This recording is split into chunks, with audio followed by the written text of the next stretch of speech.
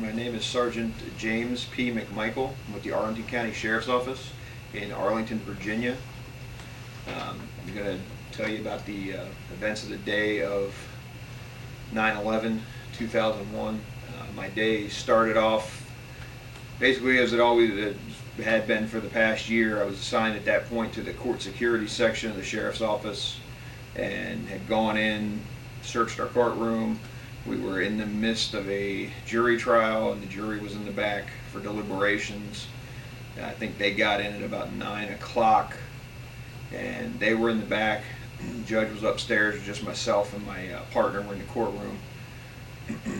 We had an individual came into the courtroom, and I don't remember the exact time, and advised us that a plane had flown into one of the towers in New York. And everybody just kind of thought it was an accident. It might have been a small plane or something. Somebody just wasn't paying attention. Nobody at that point thought that there was a terrorist attack going on. And then shortly thereafter, and again I don't remember the exact time, someone else came in and told us that a plane had hit the second tower. And at that point, that's when everybody started getting kind of panicky, and at that point we kind of knew something was going on that shouldn't have been going on. And I turned to my partner and I said, I got a feeling something's going to happen here, thinking we were the next logical target. And it wasn't long after that we got audible tone over the radio, which is what we get that when there's an emergency situation or there's an all call that has to go out between the agencies. And one of our deputies was out on the road with a work crew and came across a radio saying that the Pentagon was on fire. And a minute later, the audible tone came up again. Another of the deputies said the Pentagon's not on fire, that a plane just flew over his head. I think he was on 110 in the van, and the plane flew directly over top of them and into the side of the Pentagon. And at that point, we went up, and the judge had come down after we had heard about the second plane. I advised her at that time that we were going to be clearing the courthouse, and we got everybody out of the courtroom and cleared the courthouse out. As I was going downstairs, which was probably been about 10 minutes after the plane hit, one of our sergeants threw a set of cruiser keys to me and said, get out there and do what you got to do. So I went downstairs, got in the car, lit the lights up, turned the sirens on, started out of parking garage, turned the corner and went down to Route 50, and realized that at that point I didn't remember how to get to the Pentagon. And I drive by the Pentagon every day, but at that point everything was going at 100 miles an hour, and pulled on to 50. There was traffic was completely backed up, and it felt like it was taking forever, but it was probably a matter of seconds. I was trying to remember, how do I get there, and then I noticed a bunch of people started getting out of their cars, yelling at the other cars to move out of the way, and they got them to clear out of the way so that I could get through. And at that point I snapped out of my little phase that I was going through there and got onto Washington Boulevard and went around to the Pentagon. One of the things we had, one of our deputies, or two of our deputies, were sitting at the Washington Boulevard exit from 50, and I asked them where we needed to go, where were they directing people, and they didn't know. And that was the same response that everybody had. Nobody knew where we were supposed to be going, where we needed help, what was going on, and you couldn't get on the radio because everybody was on the radio asking where to go, what needed to be done, what was going on at the Pentagon. And I remember coming around the corner, because when you go down Washington Boulevard and you take the exit to go to the Pentagon, I just remember coming around the corner and seeing the building, and it was just chaos. I mean, there was fire shooting up, there was smoke everywhere, and I pulled the cruiser down and got out of the car, started running towards the building, and then we had another audible tone saying that, actually I think that was after the fact, when I started towards the building, they came across the loudspeakers telling us to get away from the building, to move back 500 feet from the building, I think it was. So everybody's running up there, and we had to turn around and run back because they didn't know what was going on. They didn't know if the structure was going to collapse. And then the audible tone kicked up saying there was another plane coming up the Potomac. And they started, it was almost a countdown. They would do an audible tone and it was 5 minutes out. And then the audible tone would click and they'd say 4 minutes out.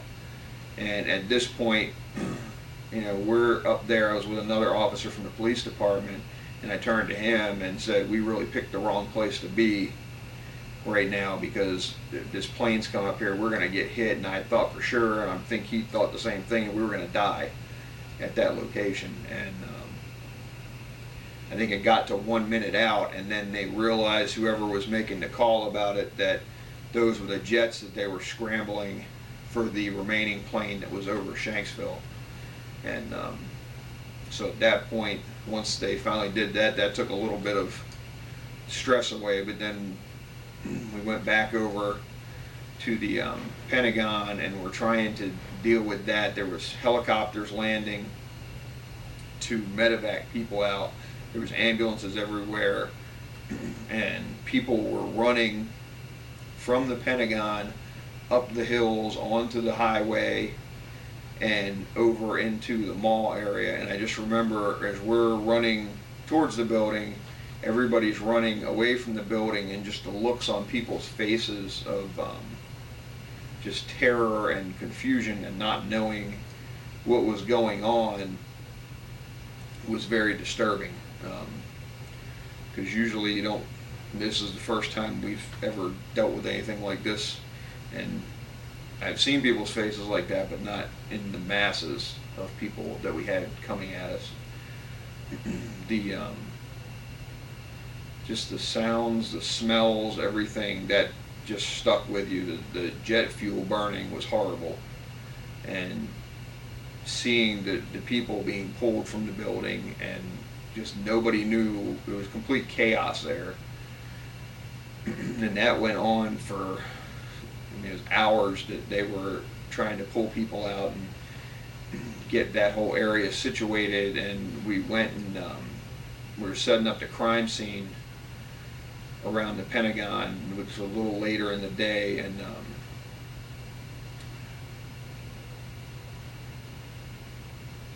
I remember there was one young lady that worked there. We had set the crime scene up, and she took off under the crime scene tape, and I had to chase her across the parking lot to get a hold of her. And when I did, I asked her, I was like, ma'am, where are you going? And she just looked at me with the same, she had a 1,000-yard stare in her eyes. I mean, she was not looking at me at all. And she just kept saying, I left something on my desk, I left something on my desk. And I turned her around and pointed at the building and went, ma'am, you cannot go into the building. And I guess she finally, when she looked at the big hole in the building, it kind of snapped her out of the daze she was in. And then she just started crying. I led her back to the area where we were at with the reporters, and after that, then I had, I don't know what rank the guy was, a higher rank military official. Same thing, except he was worried about getting his car and didn't understand why we couldn't let him in to get his car, and was very irate about that.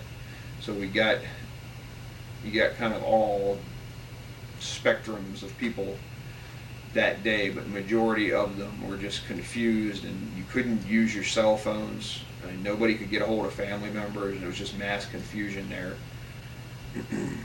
That day was very long. I don't think I got relieved from that post until 2:30 in the morning.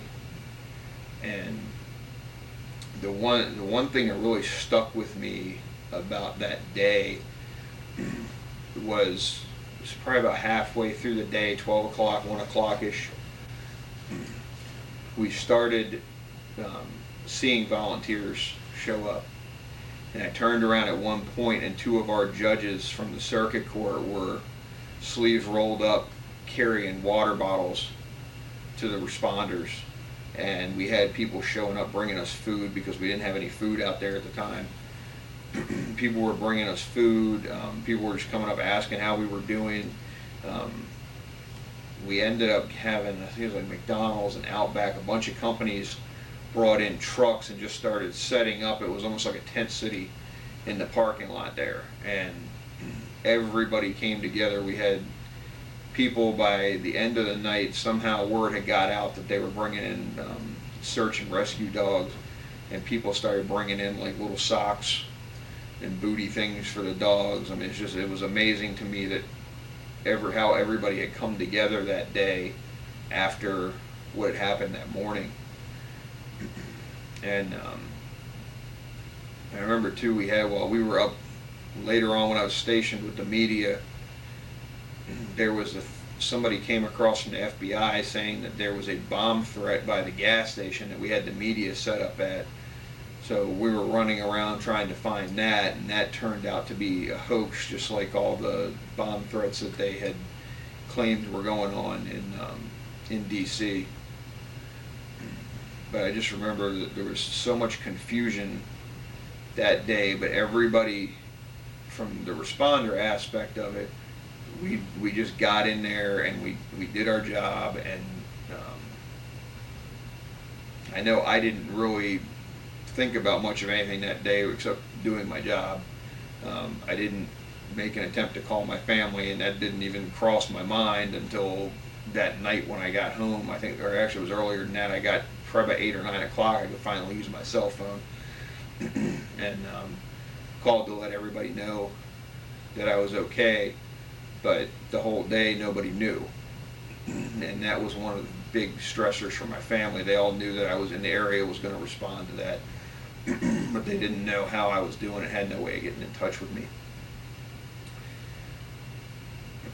And like I said, I think the most surprising part of the day was, on the good side, was all the people coming together, helping us out and bringing us food and bringing the supplies in that were needed. The most shocking part was probably coming around that corner for the first time, because you don't know, you know a plane hit the building, but you weren't knowing what to expect and on what level. And just seeing it that first time was just, you stop. I think I literally stopped my car in the middle of the highway and sat there for a second looking at it. And then when the floors collapsed, that was another thing, because you're back at a distance and everything's coming down, and you're hoping that nobody is in there, because I know we had a couple of our guys that I know personally were in there pulling people out, and that's one of the things that crossed my mind when all that was going on, are our guys in there, because we literally didn't know where anybody was. We didn't know who was down there. And the only reason I know that they were there is because I saw them before they ran off to start doing their stuff. I think I didn't really understand how lasting the effects of the day were going to be on me. I knew that it was a bad day, the worst day I've ever had, and will probably be the worst day I ever have in my career. But it wasn't until probably about a year later where the effects had started showing up to me. I'm sure they had been going on before that. I wasn't sleeping, wasn't eating. I was having flashbacks of the event. Anytime our radio, anytime our, like I said earlier, anytime that we have an emergency that goes across the county, we have a loud audible tone that goes off, and anytime that audible tone would go off after that, it didn't matter where I was standing, I was back at the Pentagon, hearing everything, seeing everything, smelling everything. I was there. And that started off progressively and just got really, really bad, to the point where it was, happening more often than just from the audible tones. if a plane flew over too low, which happens a lot where we're at because we're right next to the National Airport. If a plane flew over too low, same thing. And I kept telling myself, "Oh, I'll get through this." At that point, I had been a member of our peer support or critical incident stress management team, and we work with first responders following critical incidents like that, police shootings. So I had been trained in how to work with other people that were going through this type of stuff and how to handle the situations and the responses to it. I knew what I should be doing, but I kept telling myself, I know how to do this, I can handle this, I don't need to seek help. And it's probably about a year later after the incident that I started withdrawing from my family, my friends. I was going to work, going through the motions of the job, but I was not there. I would work all day, I would go home at night, I would sit in a dark room. I didn't want anything to do with anybody, I didn't want to talk about anything, because every time I did, I kept remembering that day. And that went on for about another year after that, and at that point, my wife at the time just said she had enough, and she started going out and doing her own thing. And when I finally realized that she was getting ready to leave, at that point, I ended up going in and speaking to our EAP, which is like our psychological help services for the county, and they did a battery test on me and diagnosed me with post-traumatic stress disorder, and that was 2 years after I think it was about a year and a half, 2 years after the incident. But again, I kept saying,